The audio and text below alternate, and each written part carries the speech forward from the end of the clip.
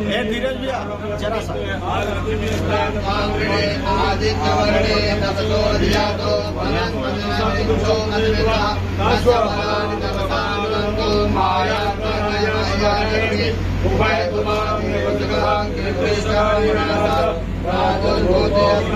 धीरज का पीछे श्रीमती अजिता श्रीवास्तव। अजिता श्रीवास्तव हमारी उत्कृष्ट महिला कलाकार के रूप में आपको कजरी लोक गीत विधा में पद्मश्री पुरस्कार 2017 से सम्मानित किया गया और दूरदर्शन सांस्कृतिक विभाग, पर्यटन विभाग आदि में आपका प्रयास लगातार जारी है। बस जोरदार तालियां श्रीमती अजिता श्रीवास्तव के लिए। और इसी क्रम में उत्कृष्ट महिला प्रधान रेशु पटेल और आप सभी को प्रमाण पत्र देकर, अंग वस्त्र बढ़ाकर और स्मृति चिन्ह देकर सम्मानित किया जा रहा है।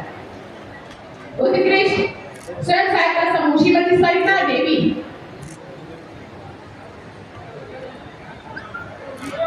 सरिता देवी उत्कृष्ट स्वयं सहायता समूह। आप हमारी सभी बहनों को फिनाइल, हैंड वॉश उत्पादन, मसाला पैकेजिंग आदि से निपुण करती हैं और महिलाओं को सशक्त और आत्मनिर्भर बनाती हैं। उत्कृष्ट महिला उद्यमी संध्या वनवाल। आप ओडीओपी के तहत महिलाओं को बुनाई कार्य को बढ़ावा देती हैं और उनको अधिक से अधिक रोजगार दिलाने में अपना योगदान प्रदान करती हैं। संध्या वनवाल जी उत्कृष्ट महिला उद्यमी। एक बार जोरदार तालियों के साथ स्वागत। इसी क्रम में उत्कृष्ट महिला शिक्षक श्रीमती रश्मि सिंह। प्रधानाचार्य के रूप में शैक्षिक गुणवत्ता उन्नयन के साथ बालिकाओं को शिक्षा का सशक्त गौरव देते हुए और अपने विद्यालय में छात्रों की उन्नति करते हुए उत्कृष्ट महिला चिकित्सक डॉक्टर मृदुला जायसवाल। असहाय और गरीब परिवार के बच्चों को समुचित उपचार प्रदान करने में आपका योगदान रहता है। नवजात शिशु और बाल सलाहकार के रूप में भी आपका सहयोग हमेशा मिलता रहता है विभिन्न परिवारों को। उत्कृष्ट महिला खिलाड़ी श्रीमती निधि सिंह पटेल। पावर लिफ्टिंग में राष्ट्रीय और अंतर्राष्ट्रीय स्तर पर पदक प्राप्त कर आपने देश का नाम रोशन किया और विभिन्न गोल्ड और सिल्वर मेडल आपको प्राप्त हो चुके हैं। श्रीमती निधि सिंह पटेल। जोरदार तालियां हमारी महिला सशक्तिकरण के लिए। उत्कृष्ट महिला समाज सेवी श्रीमती नंदिनी मिश्रा। सर्वाधिक अभावग्रस्त सामाजिक रूप से उपेक्षित परिवारों की महिलाओं बेटियों का आत्मशक्ति को सुदृढ़ करने में आपका योगदान रहता है। श्रीमती नंदिनी मिश्रा। उत्कृष्ट महिला अधिवक्ता समीरा फैज। समीरा फैज आप हमारी महिलाओं के विरुद्ध अपराधों में पैरवी करने के साथ साथ दहेज हत्या, भ्रूण हत्या जैसे कार्यों में न्याय के रूप में हम महिलाओं का साथ देती हैं, उनका योगदान देती हैं, उनको सजा, पीड़ितों को न्याय दिलाने में। उत्कृष्ट महिला पुलिसकर्मी। आज एक दिन में आ रहे हैं दर्शन करने के लिए। ये चीजें दिखाती है सुविधाएं मिलनी चाहिए, कनेक्टिविटी बेहतर होनी चाहिए और जब ये सुविधाएं बेहतर होती है परिणाम भी उसी प्रकार से बेहतर होते हैं। मुझे लगभग 1 वर्ष पहले यहाँ आने का सौभाग्य प्राप्त हुआ था और उसके उपरांत उस समय में विधानसभा चुनाव के दौरान आया था। वो हमारे सामने एक चुनौतीपूर्ण कार्यक्रम था। एक तरफ अपने एक युवा विधायक को खोने का गम था और दूसरी तरफ उनकी धर्मपत्नी को ही अपना दल हमारे सहयोगी दल ने प्रत्याशी बनाकर के उतारा था। और मैं आप सबका आभारी हूं कि आप सबने श्रीमती रिंकी कौर को भारी बहुमत से विजयी बना करके अपना प्रतिनिधित्व उनके हाथों में सौंप करके आज यहाँ को सम्मानित किया, नारी गरिमा की रक्षा करने के लिए अपने आप को समर्पित किया है। इसलिए से मैं आप सबका हृदय से आभार व्यक्त करता हूँ। आपने देखा होगा श्रीमती रिंकी कौर विधायक बनने के बाद अब आपके प्रतिनिधि के रूप में पहला भाषण उनका मंच पर हुआ।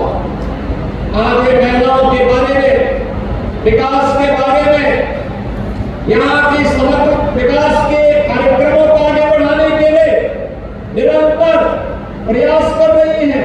हमारे माननीय जनप्रतिनिधिगण निरंतर प्रयास कर रहे हैं और आज उसी की श्रृंखला में मिर्जापुर जनपद विकास की नई ऊंचाइयों की ओर आगे बढ़ता हुआ दिखाई दे रहा है। कोई सोच सकता था पहले हिमालयवासी धाम में इतना अच्छा कॉरिडोर बनेगा? कोई ये सोचता था कि यहां मिर्जापुर जनपद में भी मेडिकल कॉलेज बनेगा? क्या ये कोई सोचता था हर घर नल की योजना इस क्षेत्र में भी क्रियान्वित हो पाएगी? आज तो भाइयों बहनों हर घर में शुद्ध आरओ का पानी पहुंचाने के बड़े अभियान निकले हैं और यहाँ की बहनों की समस्या का समाधान भी करेंगे कि उनको शुद्ध जल की आपूर्ति होगी, इसमें कोई संदेह नहीं। लेकिन साथ साथ मां विंध्यवासिनी के नाम पर अब हमारे मिर्जापुर में भी एक भव्य विश्वविद्यालय का निर्माण हो, इसके लिए भी मैं आप सबको हृदय से बधाई देता हूं। हमारी सरकार ने तय कर लिया। मैं यहाँ पर अभी आशीष जी से भी और यहाँ पे रमाशंकर जी से भी और प्रिया जी से भी युवराज सिंह जी से भी रत्नाकर मिश्रा जी से भी सबसे मैं यही पूछ रहा था कि जमीन चिन्हित करके उसको तत्काल प्रस्ताव भेजिए। एक्ट बनते ही यहाँ पे शिलान्यास के लिए विश्वविद्यालय के शिलान्यास के लिए हम लोग आने वाले हैं। भाइयों बहनों पहले विश्वविद्यालय क्या महाविद्यालय नहीं मिलते थे, अब तो विश्वविद्यालय बनाने जा रहे हैं और विश्वविद्यालय के माध्यम से ये शिक्षा के केंद्र के रूप में ये पूरा क्षेत्र उभरेगा। याद करिए ना मां विंध्यवासिनी धाम का जो त्रिकोण है वह मां सरस्वती महालक्ष्मी और महाकाली के रूप में प्रख्यात है। तो तीनों देवियों का आशीर्वाद यहाँ के माध्यम से हमारे संपूर्ण उत्तर प्रदेश पर बरसता है और हम लोग भी बार बार यहाँ पर मां का आशीर्वाद प्राप्त करने के लिए आते हैं। भैया बहनों मैं फिर इस बात को कहने के लिए आया हूँ, प्रधानमंत्री जी का वो संकल्प है आदि आबादी का सम्मान हर हाल में होना है और आदि आबादी के सम्मान के लिए, उनकी सुरक्षा के लिए, उनके स्वावलंबन के लिए सरकार पूरी प्रतिबद्धता के साथ, पूरी ईमानदारी के साथ डबल इंजन की सरकार कार्य कर रही है और आज उसी के प्रति आश्वस्त करने के लिए मैं आपके बीच आया हूं। आपने देखा होगा डबल इंजन की सरकार ने जहां अनेक कार्यक्रमों को पूरी ईमानदारी और प्रतिबद्धता के साथ लागू किया है। मुझे अच्छा लगता है जब मैं मिर्जापुर और सोनभद्र जिलों में आता हूं, हमारी सरकार ने तय किया है कोल जाति का जेरो कोल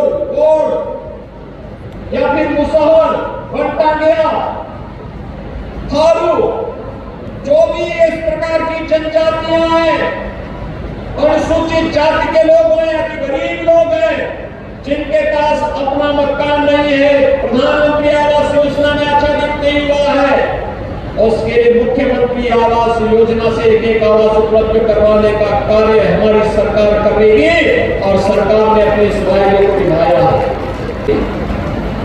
और घर में स्वच्छता के लिए, नारी गरिमा के लिए शौचालय होना ही चाहिए और घर में शुद्ध पेयजल की आपूर्ति की व्यवस्था होनी ही चाहिए और परिवार में 5 लाख रुपए की स्वास्थ्य बीमा का कवर मिलना ही चाहिए और सरकार की परीक्षा की कसौटी थी कोरोना कालखंड। आपने देखा होगा जब विपक्ष के लोग आराम कर रहे थे, अपने अपने लिए ही चिंतित थे, तभी डबल इंजन की सरकार आपके हितों का संवर्धन करने के लिए फ्री में टीका, फ्री में टेस्ट, फ्री में वैक्सीन और फ्री में उपचार के साथ साथ फ्री में राशन की सुविधा का लाभ भी दे रही थी और आज भी दे रही है। भाइयों बहनों हमारे लिए तो पूरा उत्तर प्रदेश ही परिवार है।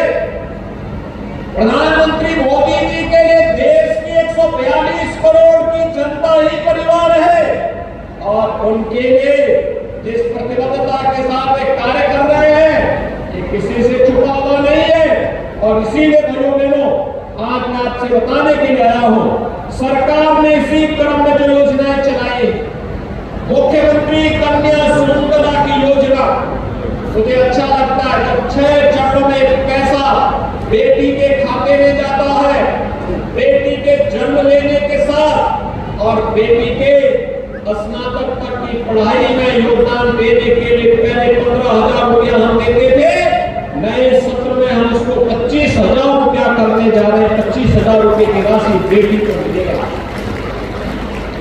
बेटी की शादी के लिए 51,000 रुपए की राशि सरकार दे रही है। मुख्यमंत्री कन्या सुमंगला योजना में प्रदेश की 17 लाख बेटियां चयनित हो चुकी हैं।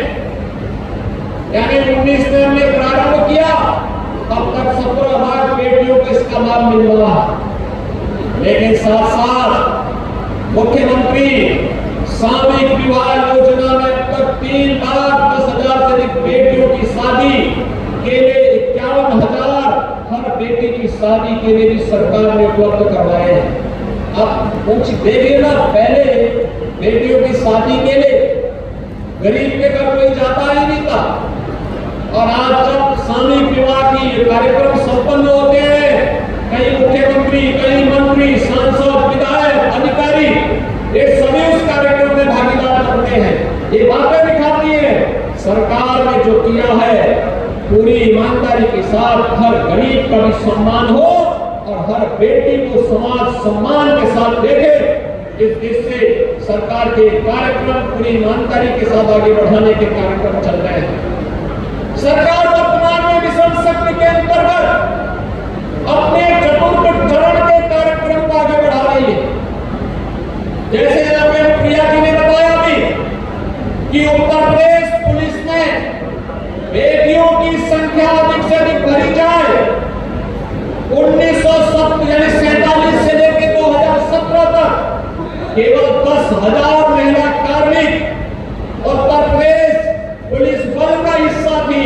और आज मुझे बताते हुए प्रसन्नता है, उत्तर प्रदेश पुलिस बल में 40,000 महिला कार्मिक वर्तमान में कार्यरत है। ये 40,000 महिला कार्मिक प्रदेश में बेहतर कानून व्यवस्था की स्थिति बनाने के लिए, प्रदेश के अंदर सुरक्षा का बेहतर वातावरण बनाने के लिए पूरी प्रतिबद्धता के साथ, पूरी ईमानदारी के साथ कार्य कर रही है। और उसी श्रृंखला को आगे बढ़ाने के लिए सरकार ने तमाम अन्य क्षेत्रों में भी उनके लिए अलग अलग द्वार खोले हैं, अलग अलग क्षेत्रों में भी आगे बढ़ सके। प्रधानमंत्री स्वामित्व योजना में उत्तर प्रदेश में 75 लाख परिवारों में अब तक घरौनी वितरण का कार्य किया जा चुका है। यानी 75 लाख परिवार में जमीन का मालकीन अब महिलाएं बन चुकी हैं। 55 लाख परिवारों को हमने आवास उपलब्ध करवाया है। इसमें भी हर 55 लाख परिवारों के मकान की मालकीन उस परिवार की महिला जो सदस्य है उसके नाम पर मकान भी उसे उपलब्ध कराया जा चुका है। भाइयों बहनों, सरकार के कार्य करने की इच्छा शक्ति होनी चाहिए। सरकार अगर इच्छा शक्ति के साथ आगे बढ़ती है, कोई कारण नहीं कि गरीब के पास उन योजनाओं का लाभ न पहुंचे। अवश्य पहुंच सकता है। पहले 300 रुपए की राशि पेंशन दी जाती थी। आज मुझे प्रसन्नता है हमारी सरकार ने 300 रुपए की पेंशन की राशि को बढ़ा करके आज इसे 1,000 रुपया प्रतिमाह किया है। और लगभग 30 लाख निवासित महिलाओं को हर वर्ष 12,000 रुपए की पेंशन की राशि हम लोग उपलब्ध करवाने का कार्य कर रहे हैं। ये सरकार जैसे लालगंज क्षेत्र में आज मुझे आप सबसे मिलने का, संवाद बनाने का अवसर प्राप्त हो रहा है। इस कार्यक्रम के ठीक पहले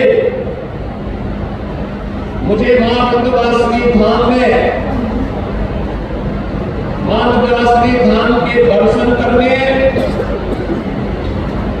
तथा डबल इंजन सरकार के द्वारा श्रद्धालुओं की सुविधा के लिए किए गए प्रयासों और कार्यक्रमों को नजदीक से देखने का अवसर प्राप्त हुआ है। मैं इस अवसर पर उपस्थित आप सभी बहनों का हृदय से अभिनंदन करता हूं, स्वागत करता हूं।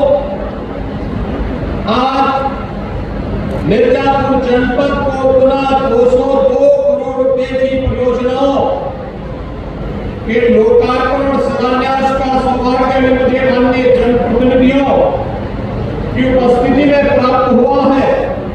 इसके लिए भी आप सभी को हृदय से बधाई और दीपावली आदि पर्वों की अपनी शुभकामनाएं भी देता हूं।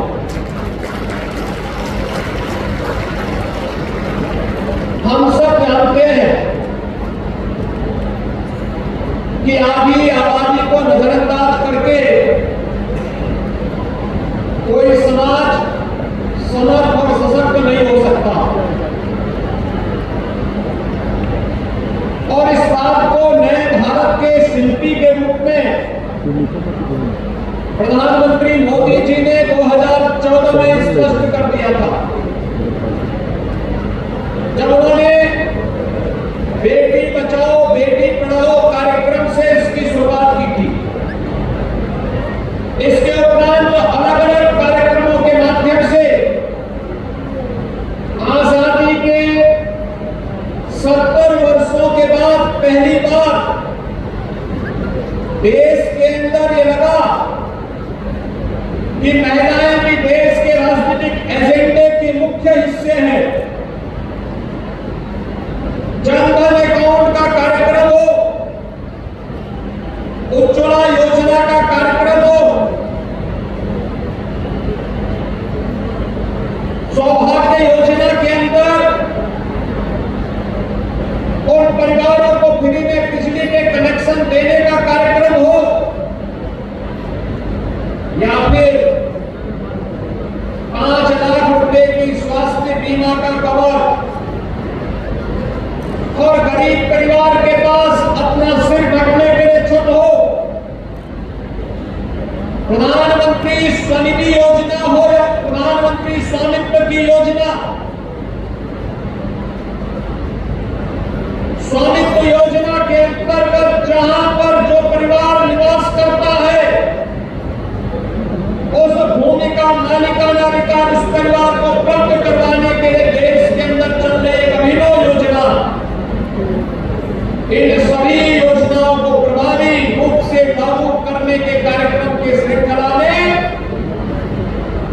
देश की नई संसद बनने के उपरांत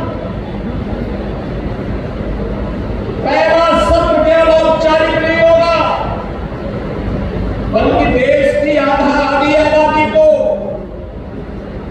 वर्षों से चली आ रही उसकी मांग को पूरा करने के संकल्प के साथ आगे बढ़ाएंगे। और प्रधानमंत्री मोदी जी के संकल्प के परिणाम स्वरूप देश की संसद में स्थानीय और पंचायत के निकायों की तर्ज पर लोकसभा और विधानसभाओं में भी 1/3 सीट पर महिलाएं चुन करके सांसद और विधायक के रूप में जाए, इस अधिनियम को पारित किया। इसके लिए आदरणीय प्रधानमंत्री जी के प्रति आभार व्यक्त करते हुए मैं आप सबको हृदय से बधाई देता हूं, आप सबका अभिनंदन करता हूं।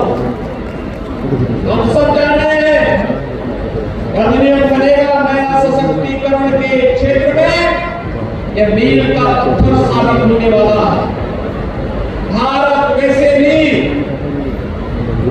इस दिशा में बहुत प्रगतिशील कदम रखा है, आगे बढ़ाया है।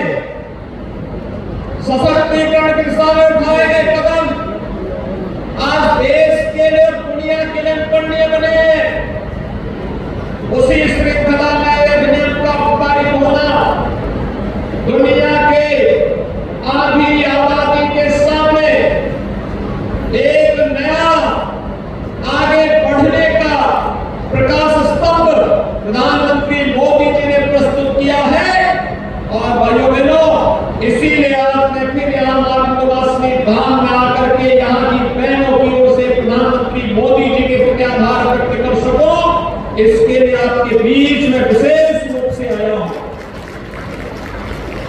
हमारा विंध्यवासिनी धाम नारी शक्ति के सशक्तिकरण का सबसे अच्छा उदाहरण है।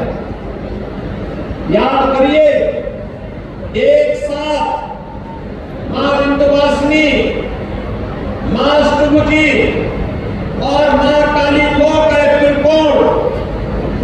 याद करिए, महालक्ष्मी, मां सरस्वती और महाकाली के रूप में हम सबको जीवन के समग्रता का दर्शन कराता है, हम सबको एक नई प्रेरणा प्रदान करता है और नारी शक्ति के प्रति श्रद्धा और सम्मान का भाव हम सबके मन में सदैव बना रहे। इसी के लिए मां विंध्यवासिनी धाम में इस अच्छे कॉरिडोर का निर्माण कार्य कराया जाता है। आने वाले श्रद्धालुओं को भी समस्या न हो, लेकिन साथ साथ मां के प्रति श्रद्धा का भाव व्यक्त करने के साथ साथ हमारे नौजवानों को अधिक से अधिक मात्रा में रोजगार की सुविधाएं भी उपलब्ध होती हो। मैं देख रहा था, मैं अष्टमी के दिन पूछ रहा था कि मां विंध्यवासिनी धाम में कितने श्रद्धालुओं ने दर्शन किया है। मुझे बताया गया कि अकेले एक दिन में 35 लाख लोग मां विंध्यवासिनी धाम में दर्शन किए। आप महिलाओं के सशक्तिकरण के लिए, उनके सम्मान के लिए कार्य करना है। 15 करोड़ गरीबों को राशन की सुविधा का लाभ उपलब्ध कराया जा रहा है। और आज मैं आपके बीच इसी बात को लेकर के आया हूं कि प्रदेश में, केंद्र में दोनों सरकारें मिलकर के आगे आबादी की सुरक्षा के लिए, उनके सम्मान के लिए, उनके स्वावलंबन के लिए पूरी प्रतिबद्धता और ईमानदारी के साथ कार्य करेंगे।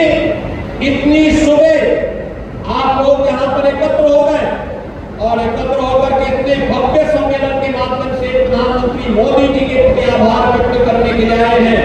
मैं एक बार फिर से महिलाओं को देश की संसद और प्रदेशों की विधानसभाओं में 33% आरक्षण की सुविधा प्राप्त होने के लिए आप सभी को मैं हृदय से बधाई देता हूं, अपनी शुभकामनाएं देता हूं और विश्वास व्यक्त करता हूं कि आने वाले समय में अधिक से अधिक संख्या में विधानसभा और लोकसभा में पहुंच करके महिला सुरक्षा, सम्मान और स्वावलंबन के लिए हमारी बहनें और मजबूती के साथ कार्य कर पाएंगी। एक बार फिर से मां विंध्यवासिनी धाम के चरणों में नमन करते हुए, आप सबका अभिनंदन करते हुए अपनी वाणी को विराम देता हूं। धन्यवाद। जय हिंद।